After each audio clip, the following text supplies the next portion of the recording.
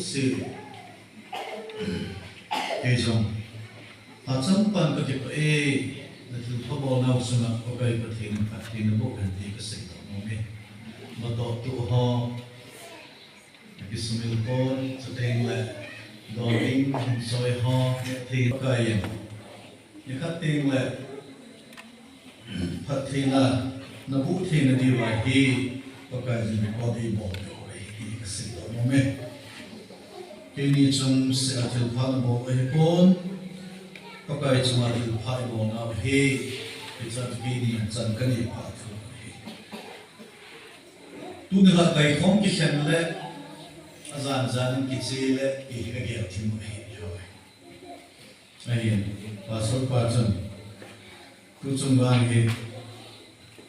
mấy cái món hàng của tu bên thì cái vàng các bên gì riêng hi class cái điều gì mới chân tôi để hỏi hiện cái trái lắm tập vào ngoài ta cái riêng tôi thấy đi buổi class là nó đi phát mà hiện cái trái mang lưu ai exam đi bộ không chịu hết ta academic din pan routine ta vào hết ta riêng tôi thấy đi class là nó đi làm trái người ta cái miếng cái thịt bò gì ham cái cháo bút bò cái sắp xếp họ cũng cái tầm tầm để sẽ gì ham cái bếp bò cái chi mà là cái gì gì lại cái cháo rau gì bò cái việc cái này là lại dân ini semua cái rất tệ tệ này như thế riêng các thằng class đều cái gì kia vậy direct là college cái đều đi là thằng mai cái nào cái lúc qua cái định hàng của cái việc mình khen tiếng là cũng làm cả cái rất cũng yên tin lắm kia là lâu thì là ông bảo là ít phần bị điều lệ nên cái lối tên này nói bữa xem mà hiện là vui hiện nó kiểu thế này rất là chỉ nằm thì cần mất cái điều gì để tôi xin xí cái này lên gì nghe ông cũng mà chuyện nó đi ngay trong một cái sợ lôi hiện là không cùng tiếng là hiện buổi này sẽ nó dần là cái gì cũng phải không gì bây giờ chỉ cho cái khen phát hiện của tầng tên cũng là thì cái xây nông nhân xây được hiện tôi xây cái thiệt của bạn là chân cái trái này phát đây là cái luồng thiên mà hiện Bible cha dìm các có cái rất buồn yêu ta yêu con ấy này nào làm cho nó chân cái hình sim tổ nó amen chân là lụt bay về đến tu nữa hay phát đàn nhảy chi tiêu hiện thì này cái bút sốt cái hagawa mình là biển tháp này à bọc tay sana discipline mô làm sao hi lệ tu những xây ta bên anh thiên zona chân anh ấy thấy rồi ôi cái nó hoa vang chu hay là sao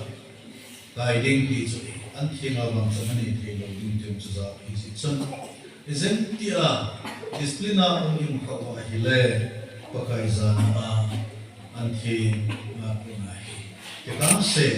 cũng lại định tận hin ama ba chọn sinh ra discipline cũng khi nào lo vào dục sĩ tôi được hỏi hi cái gì có cái anh cũng hi cái giảm sang đầu tiên có cái mình cái hình gì mà sao này mình hiệp quấy mà sợ chẳng cái một bộ quấy mà sợ chẳng cái bộ ama ba chọn sinh na ai lo ba he và thiên minh cũng là sự khiêm tóc pin này cũng mà thì chắc chọn sinh nó có cái anh ngày đâm thu mà thì hàng thiên lo ba thì chỉ có cái anh cô anh thiên thì ra câu ta nói xịt ta ấy dòng cậu là ba và thiên sẽ để dần điều mà ba hàng cũng chọn sinh là để họ chú các dân bình đồ discipline mà ta về ý dân thì anh cũng thiên chọn sinh là để khá dòng đấy nó chọn sinh là cái gì có cái không nó về là có cái ngày đâm nó chân là gì đấy chân này thì chân thì hàng cái phát lắm gì à thì gì anh cũng thì mỗi dạng sân lộ cái bên baptist năm rồi giúp sẽ có cái mình cái hình thì hi thì tôi thu cái bằng cái hình sẽ hin John cũng xong như là các trang xong như là nó vẫn là sinh sống thế thì sao cô đến cả là động nông thức sen cả mình Gospel zone kung som ni lekhat chang som nga na kun hin thu cheng khat bo kala do mo hi wangin sao thim ta sim su de kun la hil chin so lo ding hi pathen bible chang hi sao thim ta sim su de zon kung som ni lekhat chang som nga chu in azin an ne o chai zon jisun simon peter za zon chapa simon angma Pitimo sana hi neingailut zo ham atil ama aza henge paka kangailut nangin hena iti ama aza ka ke moinu ho va inati ani beina aza zon chapa simon nangma neingailut en atikita ama aza henge paka kangailut nangma hena iti Amana za pakel mo ho singin ati changson sagi chu in athum beina na za jon chapa simo nangin ngai lukta pe mong ham ati kitle na hi thum be zen ngai lukem ati sin jon pedal alung lo mota aza pakai nama izakai na henai Ima nangma kangailut nangma na hena edi Jisu na za kakian mui ho va in ta dia ka sepi nahi na chapan laya chu na tai na kiba na chin no ma na chi ji he na upat tin wang le na kut na za midangin na tai na ga pi din so le na chin nom lo na lam lama na pui ding hi edi he chu ama iti thi Atia pathi kan so ding chu het san ati he chu in hi ti chu sei zoren aza nei zui sin ati pathi ne athu sim do atha ta ei bon sa ba ding ta te ko handan ngai nu mo na ki bui sa he tu ne athu pi na ta mi si mo te ba hi na som na thu gil ta ai no ko thi na ka hin tham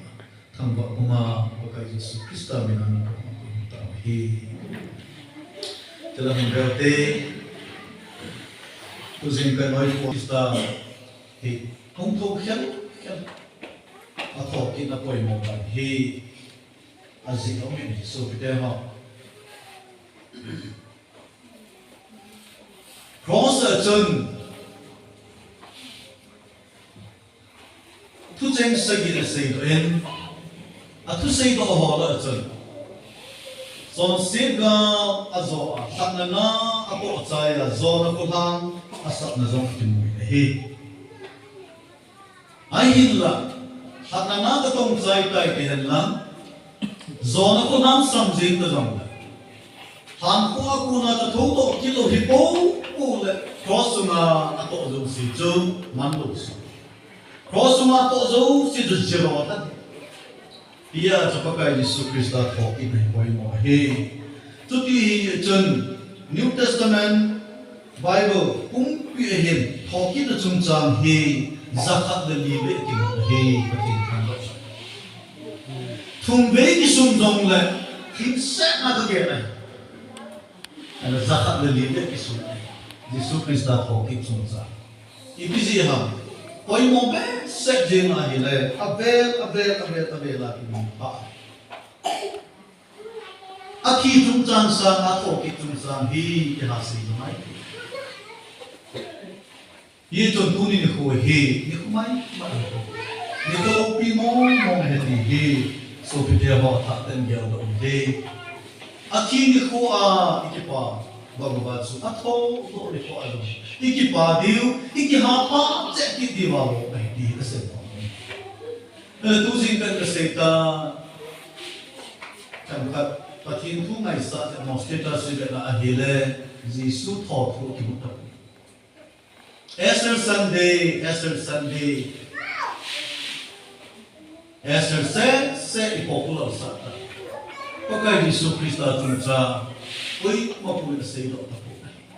Kau nak punya sei. Jadi jen, wanu ya hukam kai tam tak ki, kau masa kina pun aku do ipo, Buddhist ho ana put do pa Buddhas athi Krista ho ki bang tho Hindu sa ko na put do Brahma ki ti pa jang athi ahilla hina ko na Mahabharatasim ki ti pa ho ana put do pa Muhammad jang athi ahilla atho ki Communism ho ana put do pa Marx ki ti pa athi Krista ho ki bang tho Aina Christian sa ko ana put do Jesu Krista ba athi asai dum zuin ni thum le zan thum ong hin pha hina tu jong taloben hina pha ko akolin ong thu kita pa ka thi kham atho ki zala junang le ki ama ita asan le ta san zala thi ni chan na pa to si na ki alo Jesu Krista tho ki na hi apoi mo be se je ni chun Leviticus lam chu na hi le Leviticus hum som li chang li apana ti sim su ai Old Testament phalaya thim pu hon thim pu ki ka to ka hi Jesu Krista mi chon se de chon se so thing na ding le chon se phai dam na ding na ahum ki ding le thina ko na mu tho do ki ding Rev Satneo thim pu kin to na hi ahum i chon ta min phang Leviticus hum som li chang li apana chang se gi ti sima ani le Israel te la koi ti zong la phak na be ho chu thim kon phak te cha be chil wa a phak mo mo he di chu a phok che la mu te mo le a phak na chu declarable ba ti to ba phak na be ho chu zapi la ang thi ai sung mi te ai ba ben sung mi te ram sung mi te la di la pha he ka lo ko pi pa ma hi bu sa pi ba pansa ay ko ten bala ko na ata aji to phana na be ho hi api umahi kikila som the hi aju tulai chon sen na kha chon sen da jo kha da kila som the ka ba kha da ngok the ka ba hi phana na be ho jong chu kila som the api umahi aju phana na be hi pi khot che na mu te na chon upi pa ma na ata I chân kia phá nó be ho ta the no mi kia ni le a ki tha do mi ho ch a chan se a khaji i jem tia a ba le ho mi hu sa do ba hi le po do bin ni hin nai a pha ka he da sa ji a ji chu phá nó be ho chu a chon se a sim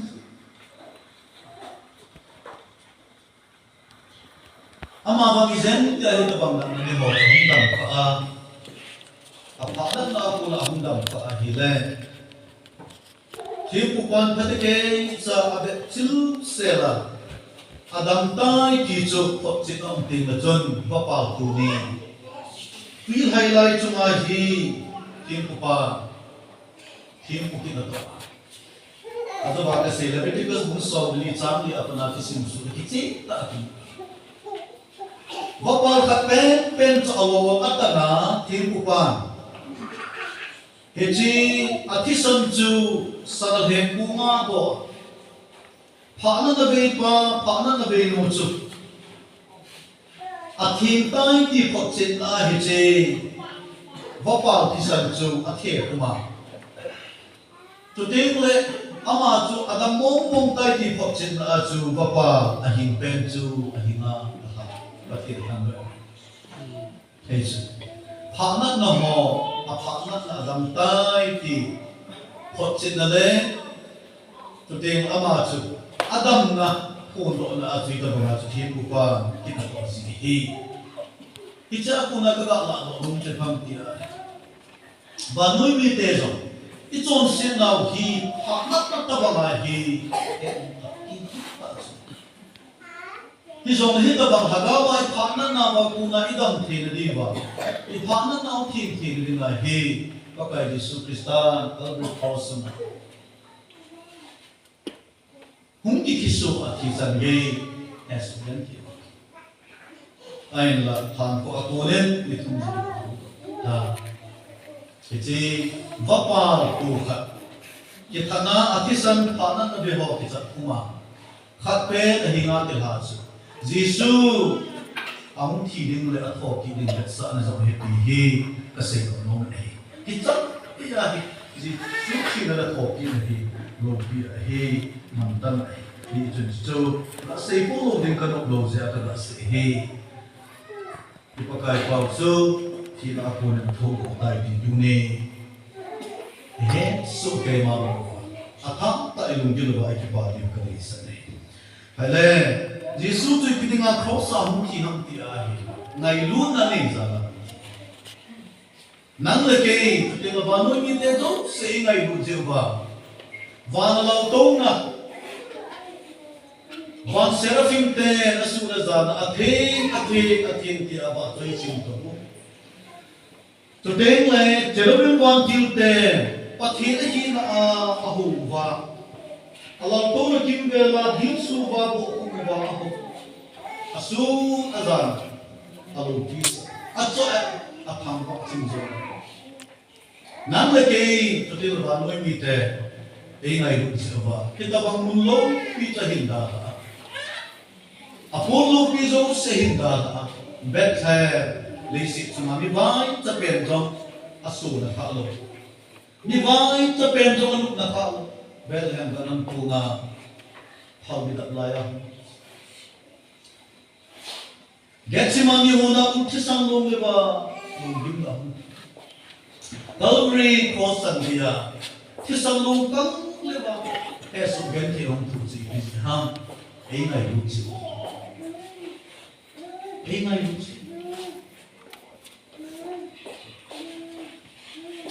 Bible thema say ba hile Giêsu rom se pa ka ku chu thi lo chu rebel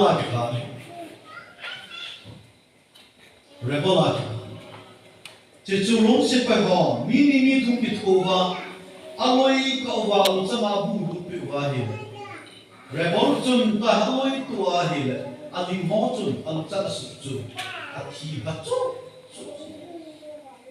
na asa didang,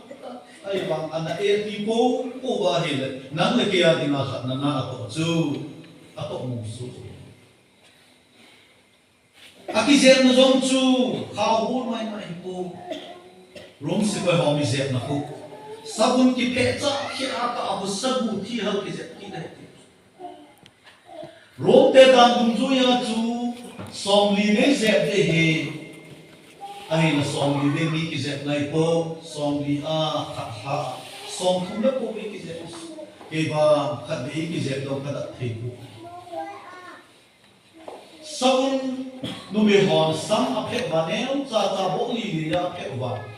Kì chế ta bằng áp hủ Xong mô la cú na hề ta hủ khảo Cha bố lên lù ngà tung tù mà Hết cho cái mà cái đó sabu thi hal ho sabu ho. Cái cho đó song thung đó cũng biết gì. Adep sẽ rồi anh cô. Amai kan piu bang. Abi ngabe piu bang. Gawe lang sir ko hang ngabe. Amai atila sir khuma. Tonok na ali. Kuya mita ki bol pa. Và mấy sự tùy khăn lên là sung thì đúng lúc sinh và có cái gì sinh và mình thu chén các nó sắm sẽ po anai trong cái po nếu con nào vào bé sẽ tai thì nó sinh po IPC làm năng là cái ngày luôn chiều cho nó thu kiếm dấu sẽ có thu dài thì lên Apun ta kaya ju mahapuna Tisan ba chút na Palutsang ako Atasaho ako Aking per pun jong to jang Tet higit lo Agi Kicho Ako bumudang ang loa Ako piting le Azep din talking sila Ipisi Nang lagi ini Sarin ka makuna si mo, hindi pa abang ka, Giêsu ông tu ka, Giêsu ting pero pakai ko atsan lu Jerusalem tanute na kabe pakai Yesu bo Jerusalem tanute ibola nei ka kene ka ta hidin na mole na sate din kita edi somsu ge ga amu he pakai Yesu edi somsu ge room lempa ta itas juda pite chunga chem za o ni asam za na tha ni tam aswa Icha Jerusalem bu innon kisuma kene ka ka hun na ho na sa te ni na te hin hin zen bon hi ta ha bon ki le tin go I ho ana I Isi chun kai ko te ho tun en ko kai Jesu Krista ei nai mu da ki san dia ko Hero len pa ang suma chung thu ki kholin gambay pu pila ang suma chung thu ki kholin thipu pi pu ho ang suma chung thu ki kholin Jerusalem Council sa gadila ang suma chung thu ki kholin athim thu kha da sei ko patin tham ba amen athim na thu kha da sei ko mi ho na he se na ta di lo ge se na he ahin na ti chone sei hi lo be ke ka chu ti chu ka he ko su hiel ka nei po bo hiel ka nei po ase adi chu athim na thu se ya hi le cross humlo Calvary mon humlo athim na thu se han la le tim chang ti cross athilo cross a hum ki lo teng la ban mi te lu se adina ui na sans humlo nang le ke hi ngai lu jin ani hina athim na best chon athim na thu ki hom na thu sei ko ai na pathi na hi at ki ti mai get se mani ho na amam ti ho nga ko ka Yesu aki pham lo lai je at rom se pa ho aka get se do ki din zo lo ba ku ham na ta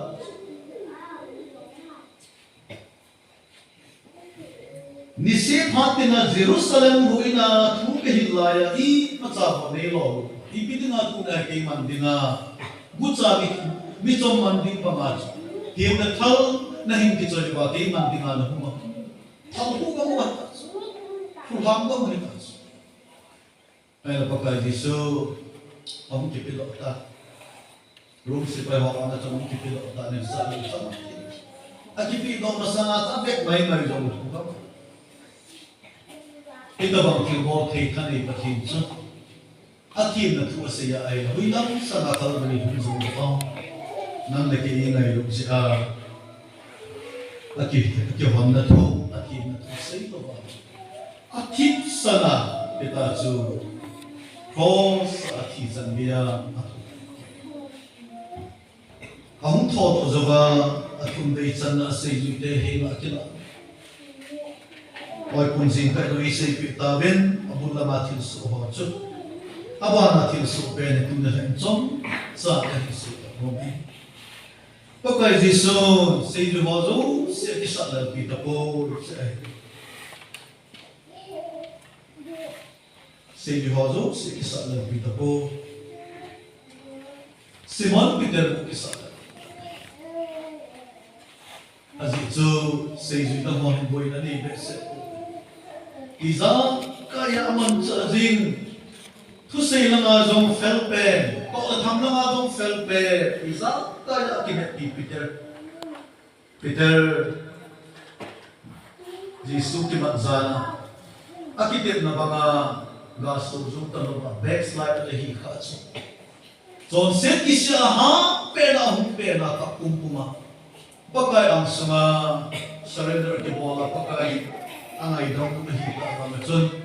pakai Jesu Peter ahicil no Peter he amang sano Peter mo kisa lelpita Bible sabi si na bachu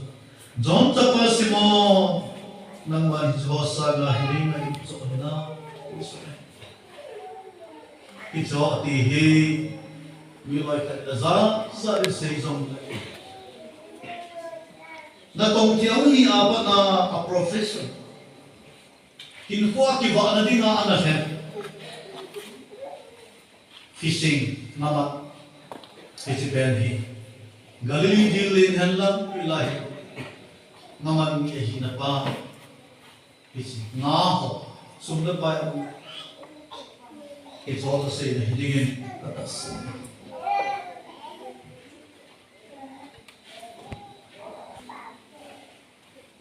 kangai na hena athum be jana ne ngai mo mong hena dan di phat in Peter about the o TPZ them Bible to the long phamo at the long phamo Peter he again Jisun ke kui ching pa ông ki pi do a ông ki ze ông ki bo a ke ngui te che chau di ama che diu thu an sei lai a thi ma sa din sei lai ni chon show ko na ki pi do ding thu na sei lai pa kai Jisu tu za na na bon sa ba ka chuman lu ki koi hi a lai pi ta lu pa ka ama ho zo si mi ho ama ho he lu thu lo ke ni thu Betul, aku nasama tumbeni se. Di Johor ini nasejab dong lagi pun kita dia lalu kazu dia di mana kihas. Ahli lapar lalu kita Kaya first him kucung nung insuna Jisu tu bacung tu kita lagi tak. Kita ini gakama anjuhi polama zan kanuya polama miki kihol ayam gakama. So may kain amahi Jisu nung zui het kilo kahipul phong khadalo may dam kain Jisu nung zui hola akha ahi amahi ati na kahimomo kile phong khadalo ni ho na na thuseina na pao na kam cheng su na thuseina chun Jisu nung zui hola akha nei ya kumda ti ma kahimomo po ya ta haksi ati haksi lo pa na chun thum ve je na sei zo pa na chu a sa han ko na hi le aku na sama thum ve ni sei ja ta pa kai su ta sei chu ya lo ta ati si be ha ka ba ka thin tham ka ni de